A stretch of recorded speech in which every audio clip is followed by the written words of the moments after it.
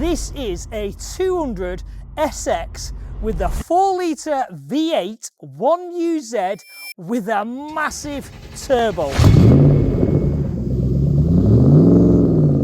Let's be honest, when someone says they've got a 1UZ 4-litre V8 with a massive whirlybird and we're going to kick its head in on the dyno, I want to come along and I want to be a part of it. So let's get this on the dyno and let's keep our fingers crossed that all the rods are still in the block by the end of play today. Wow. So obviously, lovely big 1UZ V8 engine. And as you can see, tubular manifold to that wastegate, tubular manifold to that wastegate, which obviously then tees in to this giant whole-sit turbo. Look at the size of that turbo. It looks humongous on this thing. Then when you dive inside, you've obviously got the OBP pedal box, the Haltech dash, this lovely Haltech button setup, hydraulic handbrake. It is, as you would expect, a roll cage, couple of bucket seats. It's made to go sideways. And then as you get in the back, you can see obviously all the tubular chassis rear end with the radiator, with the fuel tank, and oh no, sorry, that's the water. Is that the water tank? The water tank's underneath, sorry. Because that looked like the electronic pump went into that tank, but it doesn't. It's for this pipe that goes under, which goes into the radiator. It's made to go sideways, it's made to have some fun in, and it's definitely going to do that. You don't automatically go and buy a 200SX and put a V8 in it, so let's go right back. Where does the journey of you being a petrol head and you becoming to this car?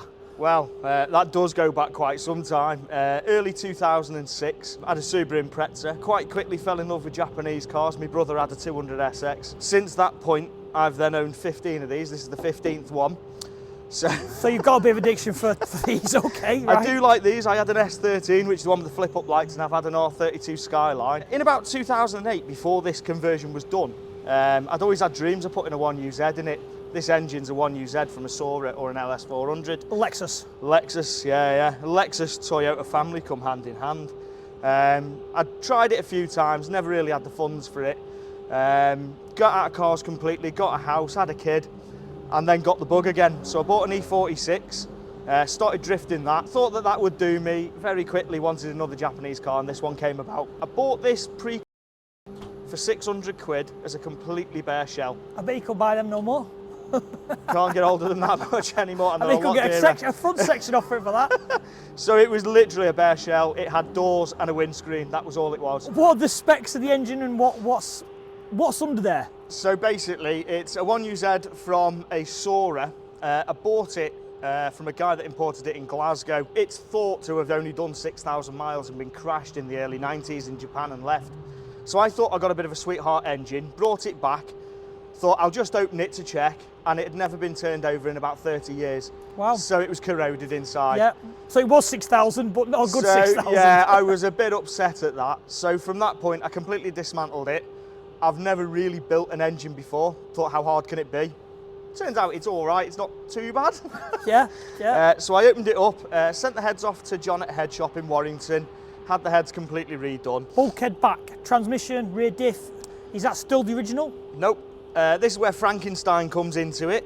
Right. It's got a BMW E46 gearbox on it. Okay. I had a custom-made flywheel and clutch from, I can't remember who it is now, I'll find that out. Are they strong? Are they what? Are they strong, the boxes? Is that why you use them? Strong enough. Right. They're not bulletproof, but they're strong enough for what I want. Right. Better than the 200SX? By a large margin. Right, okay. They're pretty much chocolate. Right, okay. Along with the SR20 engine. Right. That's another story. That's another story. From there, there's a custom prop shaft, 350Z differential, and Okay. 350Z shafts in the back of it. That then mates back up to standard 200SX equipment. What's the goal today? Obviously, we're at EF5, we're on the dyno. You said it's been running. Is it the first time we've been on with the big whirlybird? Certainly is. And what we're hoping for and where we're hoping to get today? We're hoping that the engine stays in one piece and still goes round and round. So so literally we're putting it on, Chrissy's going to start it, makes 10p a 10 Let's go. brake horsepower, take it off, we'll still survive. I'm happy, yeah. It should, by all rights, do 500-600 brake. Okay. It should do anyway. It was dynoed at 313, completely NA. So with the turbo, these do react really well to turbos, so it should do well, we'll see. good to be back at EFI. But yeah, so we've just loaded it on the dyno.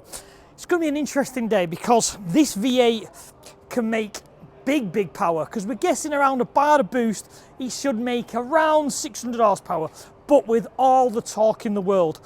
But gearboxes don't like a lot of torque because they fail because of it. So Chris has got to work his kind of magic, limit torque, make power. I'm quite looking forward to it because I always love learning when over at EFI.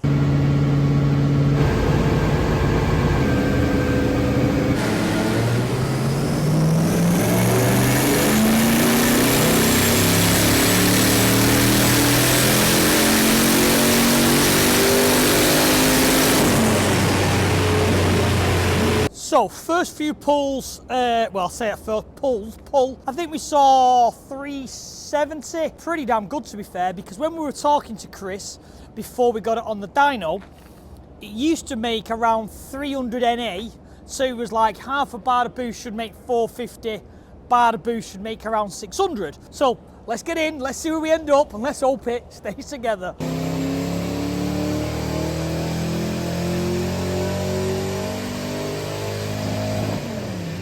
We're at 5 PSI, which was the 370. He's literally just added a bit of boost in to see what the boost control's like. And it comes on song, listen to that going. Oh, lovely. Oh, I need to get in there to see what numbers he's made. But he's starting to increase boost now. And it comes on song, and that torque number is wild. At 370, it was like 450 foot-pound of torque. So we need to limit that. It's going to be interesting to see what it ends up at.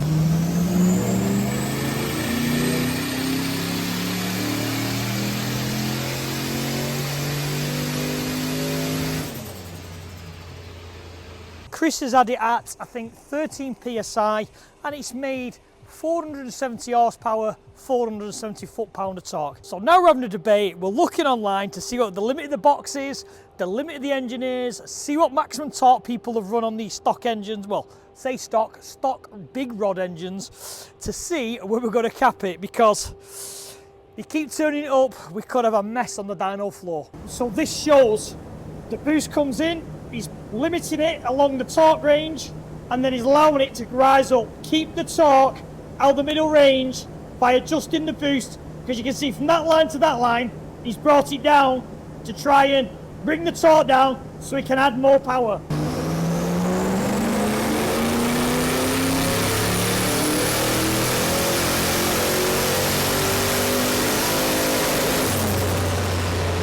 So we've just ended up now with 500 horsepower, 500 foot-pounds of torque. I don't know where we're going to carry on to, because obviously, as I keep saying, we're concerned about keeping the rods in the block and the gearbox in one piece. Don't know whether we're going to carry on much more. We're toying with it, because who knows, we always want to turn it up more and more, because that's the racers in us. We always want the egotistical number of volume 12.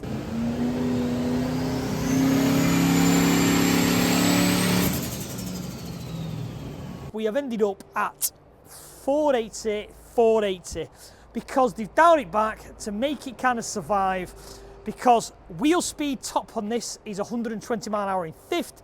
There's no need to be a hero and make all the numbers, because this is going to live on the limiter.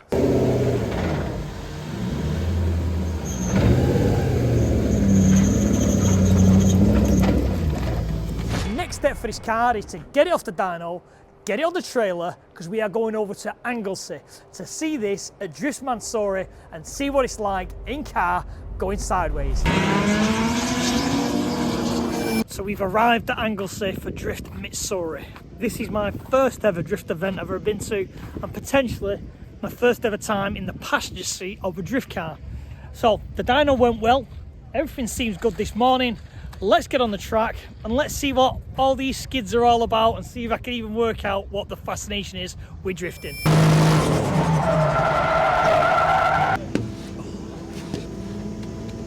Like I say, first experience of a drift car, my friend. That's crazy, that, isn't it? Yeah, I've been in all sorts of shit, but never one of these sidey, round, drifty things. First ever outing as your turbo.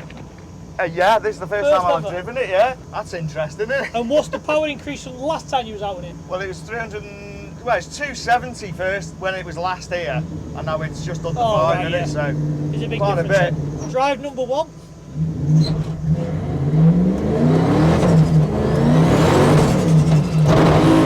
Fucking hell.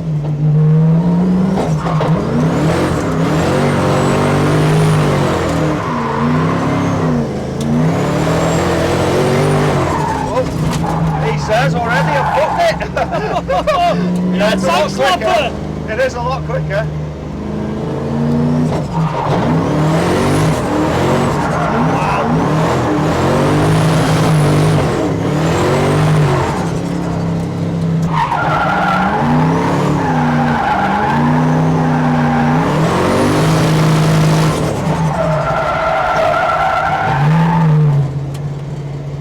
Needs to get some heat in them front tyres. Fucking hell. Listen, first impressions. I can She's see quick. why you get addicted to it. Just that little thing there, I can 100% see why you get addicted to it. Apart from nearly coming off, money shifted it. But that's the fun in it, because it makes no sense. No. You're not going fast around the corners, but you definitely have a lot of fun doing around the corners. Yeah, the setup's definitely a lot different from last time. I'm quite surprised just going in on the first corner. I was like, oh, this is very different, but So what are you feeling then? More power? a lot more power, but I've changed all the alignment as well, so the grip's completely different to where it was. So Okay. It seems to snap to angle faster now as well, which you never used to. It was dead floaty before, but now it's like quite a fight.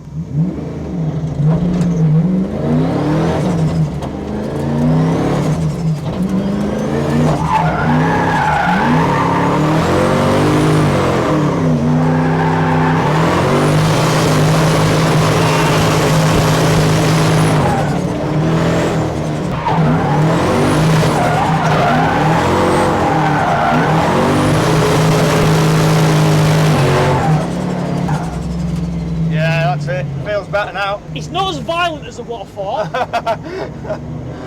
And yeah, definitely not as violent. I expect it to be thrown around a lot more. When you're smooth, that's when you've done it right. Yeah, you need to say, listen, your correct answer was then, that's the driver. So much faster than it was. Like, really is night and day the difference in power. So does that make it easier for you to go in and slide then with the more power? No. Right, okay. It just means when you're in drift, it's really fast. Right, so basically the speeds on the corners a lot more. Yeah. Okay, so how many tyres will you go through this weekend? Oh, I've brought 20. that's and I for 2 don't days? think it's enough. Now, do you buy second-hand shitters? No. Brand new every time. Really? Yeah. They last so much longer. Shit tyres just don't last. Wow, okay. They're too hard and they just delaminate and die really quick like. So that must get, well, again, I'm a tight northerner, as probably you are. Yeah. That must get fortunately expensive. I've spent 1,400 quid on tyres. I've got 12 back at home if I need them, so I can go back and get them. Like, but yeah, it gets expensive really fast.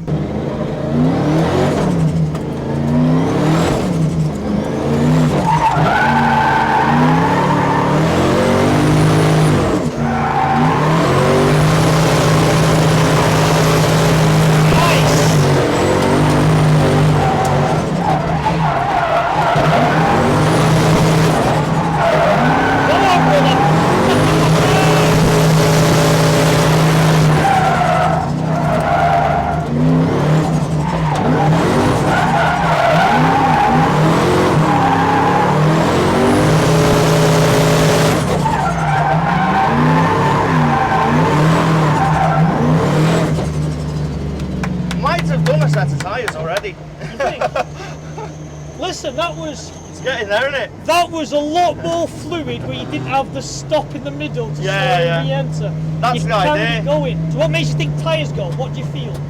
You what, sorry? What do you feel when your tyres go? Slip. It's sliding a lot easier.